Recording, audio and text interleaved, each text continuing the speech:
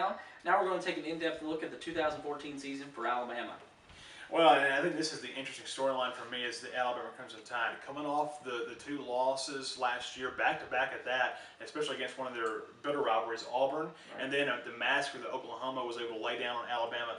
But I think Nick Saban has got this team ready to go and ready to prove that last year was a fluke, and I think they'll do just that. Defensively, Nick Saban says this is one of the most exciting defenses that he's coached since he's been there. That's got to excite a lot of Alabama fans, Jeremy. And not only that, the quarterback position. Who's going to take the reins? Will it be Blake Sims or will it be Coker coming in from Florida State who wasn't able to get the playing time? And in fact, the battle between him and James Winston last year was just that close. So you got to think that he has the potential to be a great quarterback. But as where we are right now, no starter name, excuse me. That's going to be interesting to see how that falls going into Western Virginia. Definitely so. And Jake McCoker, on film looks like an absolute stud at the quarterback position.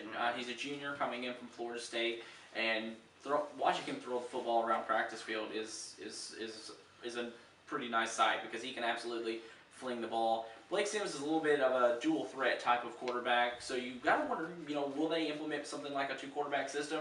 We don't know yet. Obviously, we'll see who their starter is before this Saturday. But they definitely have a very good quarterback behind center whoever they pick. I don't think Nick Saban's had a running quarterback since he's been at Alabama. I don't think so. So it could be interesting to see if that happens. Another position I'm excited to see is the running back position. They returned T.J. Yeldon and Kenyon Drake. Rumors that Kenyon Drake might turn into a wide receiver, but we'll see. But also Derrick Henry, the freshman from last year, had an incredible game against Oklahoma, even though it was foreshadowed by the whooping that Oklahoma laid down on him. But let's not forget, that guy's a workhorse. They'll look for him between the tackles, maybe that short yardage type of guy, and I'll tell you what, this guy can really do it. Absolutely. Like you said, he broke out in that Oklahoma game and really showed up on the scene. And people want to talk about Georgia being a running back university. Alabama has been doing it, literally the whole time Nick Saban has been there. They've already turned out their first ever Heisman Trophy winner from the University of Alabama, and year in and year out, not only is their starter very good, but every single player behind them in the running back position is very talented. So they're definitely going to be set and ready to go there. Oh yeah. Well, we're also going to preview a little bit of the games coming up. Now, guys, we are going to be here Saturday morning. But let's talk a little bit about South Carolina, Texas A&M. I mean, we did touch on South Carolina a little bit, but this is a game, like we said before, is got a little bit more implications, I think, for South Carolina than it does for Texas A&M. Although the stat you just threw out for South Carolina is they haven't lost at Williams-Brice Stadium since 2011, guys. This not only has playoff implications, but also the record at home to protect that as well. How do you see this game faring out? I honestly think South Carolina, not only being at home, but just having the better talented team right now with the talent that Texas A&M lost and having traveled on the road that first game, I think that's definitely a big time advantage South Carolina. Not saying A&M will not show up in this game, but I think it's definitely South Carolina's game unless something just goes terribly wrong. Yeah, I agree with you. I think South Carolina's going to get it done at home. I think the key area here is going to be the quarterback play, replacing Johnny Manziel. How does Texas A&M replace that, and also in Mike Evans, wide receiver. Right. I think that this venue is going to be too tough of an environment, especially first game for Texas A&M to come in.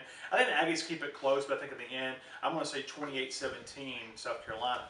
Now let's go into Saturday. Auburn, Arkansas, the first head-to-head matchup, and actually in the same division. Very unheard of this time of the year, but they're doing it on the SEC network. Sorry. Auburn coming in after a great team last year. Arkansas, it couldn't have got any worse for them. Yeah, winless in the SEC last year, and I think it's going to be one of those games where it's over before halftime. I really do feel like with the talent Auburn's returning, even though they lost Trey Mason, Auburn, I believe, is just going to run the floor with Arkansas, and they could be up by 4 or 5 touchdowns by the time it rolls into halftime. Yeah, and I agree with that as well. I think Auburn's going to roll with this one. Georgia, Clemson. This is to me the game of Saturday. I mean, this has to be there, and this is a game that Georgia last year dropped at Clemson. It was very close. One of those high-scoring games. I don't know if it's going to be that high-scoring in this one, as much as it was last year, though. Right. But the ground game for Georgia is going to be very key here. Can Todd Gurley and Keith Marshall run from the tackles? Yes, and they will. And I think this is what Georgia fans are going to love to hear, but I think revenge is received. I think Georgia wins this one close, but I had them winning 27-20 at home.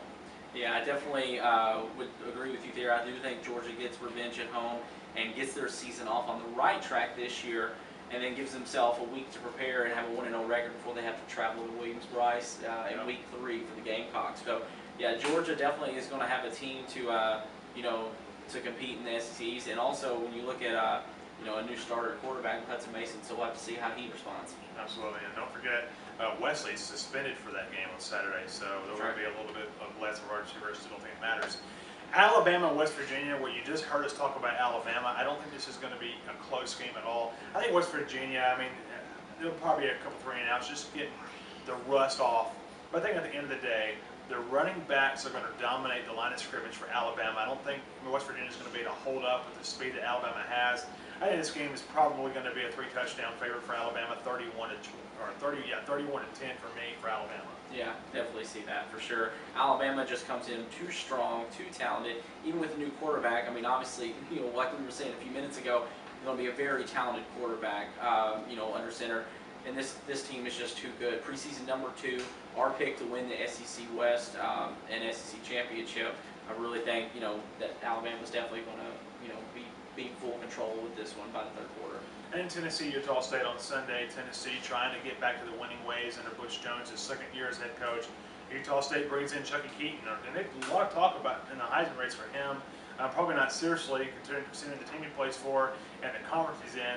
But this is going to be a very battle-tested team coming in Neyland Stadium. They've played in the big venues before.